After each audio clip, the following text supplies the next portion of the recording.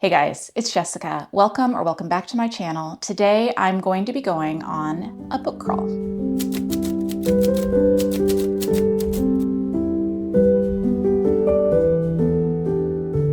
So it's actually spring break right now, and my partner Sean is a teacher, and so he's on spring break, and I always just take off all of the school holidays so that we can spend time together, since he is obviously not free to take a vacation any other time of the year. So on our very first day of spring break, we decided to take a little trip and go up to Indianapolis for the Indianapolis Book Crawl, or the Indie Book Crawl, I think they're calling it, which is kind of cute. I actually used to live in Indianapolis, not for a very long time, but briefly while I was doing student teaching. And I have to tell you, it's been like 15 years, and none of these bookstores, I feel like, were there at the time that I was living in Indianapolis. So I had a really great time, got to learn how much I don't remember about how to get around the city, which is a lot. And we went to a lot of stores. So I'm just going to show you the card, the completed bingo card. Well, it's not completed. So this is 1, 2, 3, 4, 5, 6, 7, 8, 9, 10, 11, 12, 13, 14 stores that we went to. You can see that. I love the little bookmark idea. And then the back, which has this cute little design on it. So I really think that's super cute. They also had a bingo board that I think you can do to get another entry into the prize drawings. So I'm going to show you that, although I did not do any of that. And I think that's really fun. A lot of cool things on there. So we went to a bunch of stores.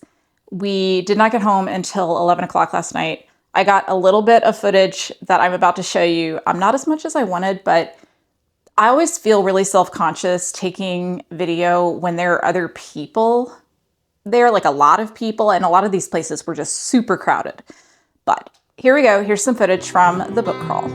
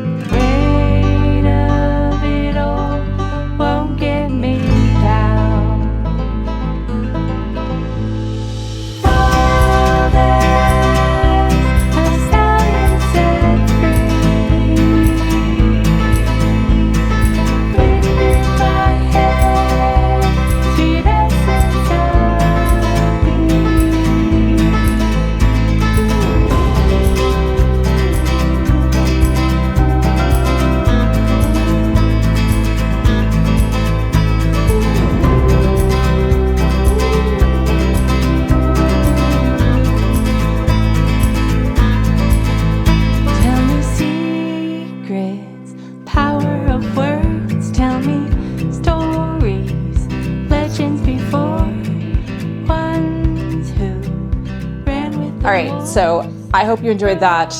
It was such a fun day, and it was so busy. I think that it was busier than the Cincinnati book crawl that I did last year, which was pretty busy in itself. I'll link that video down below if you want to see that experience.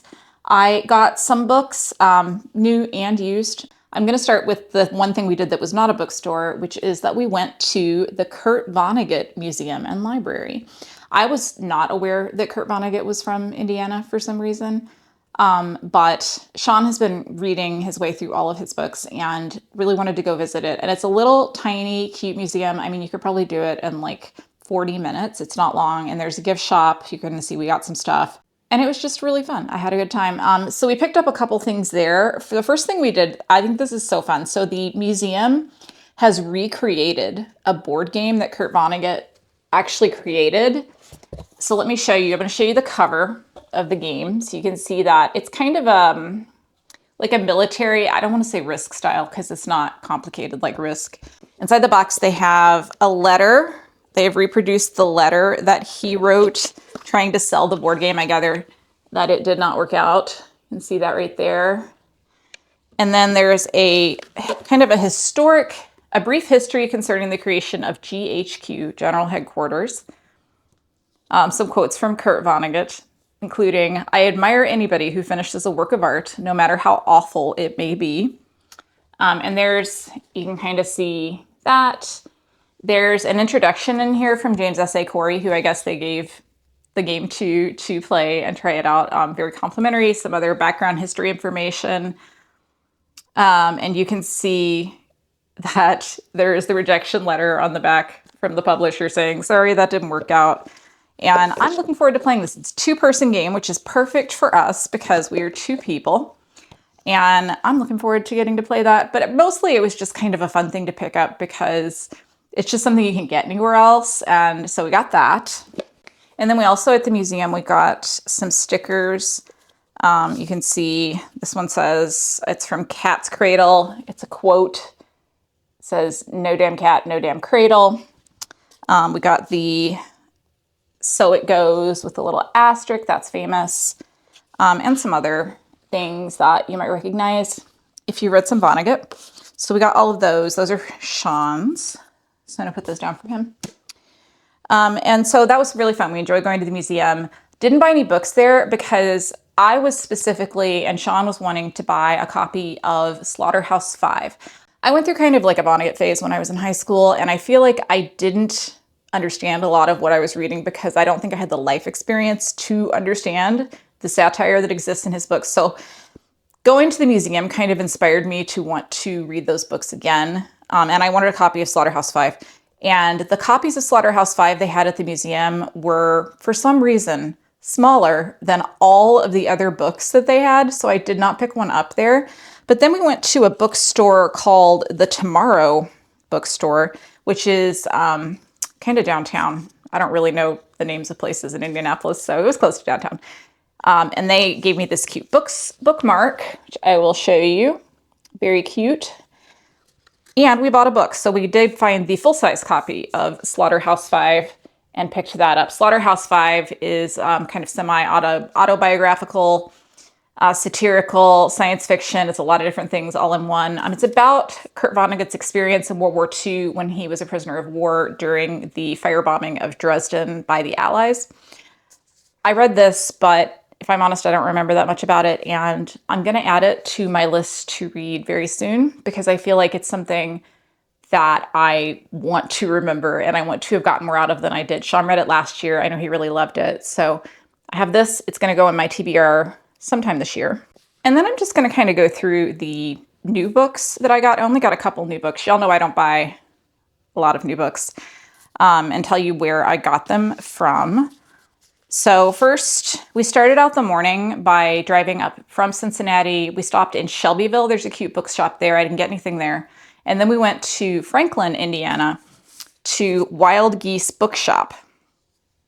And they had a cart outside that was clearance books, basically. You get this book for cheaper. I don't know why, because they had more copies of this book inside that were full price. But this one was cheaper.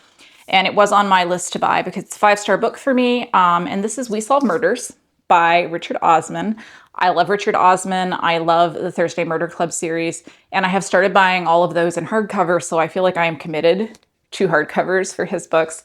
So I did pick this up with a discount. This is the story of a father and daughter-in-law mystery solving team. He's a little bit reluctant.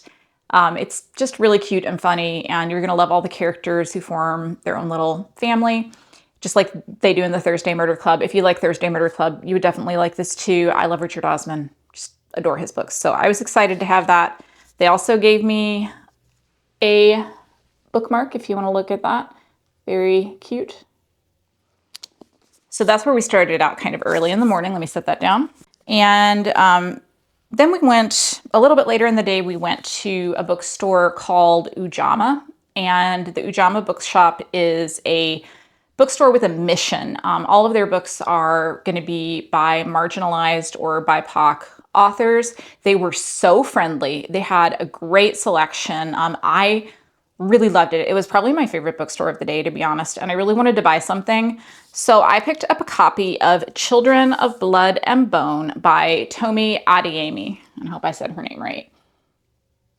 I know this is a fantasy. It's the start of a fantasy trilogy. Third one just came out. I know they're making a movie of this, and I have been really wanting to read it. A lot of people I know, both online and in real life, have really loved it. So I'm excited to have a copy now and be able to read it. So I'm excited for that. So I got one more new book. This one's actually, we're going to have a fun experience here, and we're going to unwrap it because I did buy a blind date with a book. I went to the Pen and Pink Vintage Bookstore, and they have kind of two separate things in there. First, they have older and vintage books, very tiny shop, so tiny. And then they also have classics specifically by female authors. And she told me that they were all classics by female authors, things that they would sell in the shop. So I just picked one that was kind of like medium sized and decided I would unwrap it for y'all right here. So we have, first of all, let me put that forward so you can really see. And I want you to see like all the cute stuff that they put on it. It's so cute. Okay, so we have a little cat on some book sticker. And then we have more stickers. We have so many books, so little time. I don't know if it's going to focus on these. And then we also have this heart that's made of books. We have a little bookmark that is like a library card. I love these. And then we have a card with just some classics that you can use to give to somebody if you're giving them a book, probably. So that stuff is all super fun. I'm definitely going to be using all of that stuff. And then I also have the package. So let's see what classic I got. I don't know. I have not read all of the classics by women by any means. So let's see what this one's going to be. See if I'm going to need scissors to get this off. They tied this twine pretty tightly here. There we go, I got it. All right, so let's just open it up. Just gonna rip. I'm not gonna try to get my, oh, very nice. I do know what it is already, and it is The Color Purple by Alice Walker. And I love this cover. This is one I've seen around, and I have considered buying a copy of The Color Purple. I know I read my mom's copy of The Color Purple back when I was in high school and I was reading a lot of classics. And it's kind of like with the Kurt Vonnegut situation where I don't feel like I probably got as much out of the book as I could have because I read it so young. So I think this one's going to go on my TBR and we're going to do a reread. And I also know it's on Sean's TBR to read. So this was a really good choice and I'm excited about it. Okay, and then here at the end, I have a selection of used books for you. But before I go through those, let me just give you a couple more thoughts on what I thought about the bookstores in Indianapolis. They had so many cute little stores. We did not make it to all of them. We did not go north. So anything that was up in kind of like the Carmel area, we did not make it up there. We mostly stayed around town. We did go out to a used bookstore that is in Avon. So we mostly stayed though in that kind of central area. A lot of bookstores that are focused on marginalized communities. I talked about the Ujamaa Bookshop. There's also Indie Reads, which is a nonprofit that sells used books. Basically, their proceeds are going to go toward their literacy program that they run for adults, and I think that is a fantastic mission. I really wish Cincinnati had something like that. Somebody should start it. I think that'd be great. I really enjoyed that. Also, as I said, I enjoyed that, one that was focused on women authors. There was one that had kind of a banned book or LGBT book focus that I didn't get anything from because it was so crowded that you could not move around in there. But a lot of really, really cute bookshops. As I've said before, I don't buy a lot of new books. I love to go and look at new books, but that's not in my budget to purchase a lot of brand new $30 hardbacks. Like that's not a thing that I really do. But it was really great. And I was so excited to see that the scene is just thriving and that it was so crowded. It was so super duper crowded, but I had a great time. So now let me get to the rest of the books that I picked up. These are all used and some of them I have read. This one I have read before. This is The Hexologists by Josiah Bancroft. This is a story of a husband and wife who solve kind of paranormal fantasy, Cthulhu-esque mysteries, I would say. I gave this book, I think, about a 4-star rating when I read it. But I really, really loved the relationship between the husband and wife in this book. They are such a good example of a healthy long-term relationship, which is just like not a thing you see within fantasy books. Usually fantasy books, you know, she's 20 and he's 900 and everything is not great. Everything is not healthy, but this was so great. I loved this. So I was happy to pick up a copy of that. It's been on my list to get if I found a used copy. Then we have a classic I haven't read. This is Beloved by Toni Morrison. I haven't actually read any Toni Morrison. I also own The Bluest Eye, but I've been looking for this one because this is the one that I kind of wanted to start my journey into Toni Morrison's works with. I don't know that much about it, and I have not seen the film. So I'm going to go into this pretty blind, but I do know that this is a really important book, and I'm excited to read this one. We have one I haven't read, which I bought because I'm collecting all of this author's books. So Grady Hendrix is my favorite horror writer, just in general. I love Grady Hendrix. Not all of his books are 5 stars for me, but almost all of them have been 5 stars for me. This is an older one that I actually have not read. This is the only one of his main books that I haven't read. And this is We Sold Our Souls. And it is quite the cover, as you can see. On the back, metal never retreats, metal never surrenders, metal never dies. So I know this is a story about, let's see. Every morning, Chris Pulaski wakes up in hell. In the 1990s, she was lead guitarist of Dirt Work, a heavy metal band on the brink of breakout success until lead singer Terry Hunt embarked on a solo career, leaving his bandmates to rot in obscurity. Now she's the night manager at a Best Western. She's tired, broken, unhappy. Then one day, everything changes. Comparison to working in a Best Western to being in hell. That's kind of fun. This book also, it's a special edition. You can see it's got the black sprayed edges, and then on the front cover of the book, of the hardback, you can see it's got all this writing, which I'm sure is significant within the book. I haven't read it yet, as I said, but I'm going to read it now that I own it. I don't know when this special edition came out. Let me see.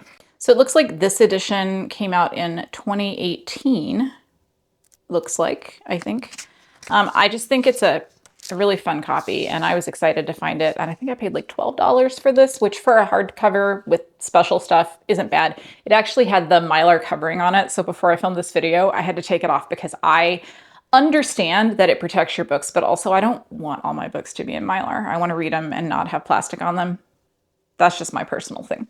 Then I picked up a book that's on my TBR for this year, and that is The Blade Itself by Joe Abercrombie. This is the first book in the First Law trilogy.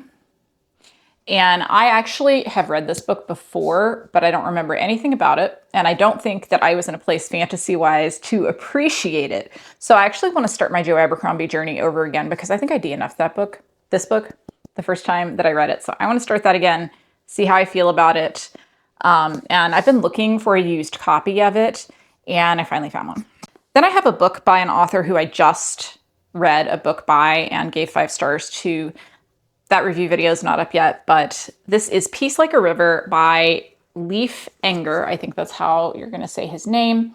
So this is a literary fiction novel. It says, Enger brings us 11-year-old Reuben Land, an asthmatic boy in the Midwest who has reason to believe in miracles. Along with his sister and father, Reuben finds himself on a cross-country search for an outlaw older brother who has been controversially charged with murder.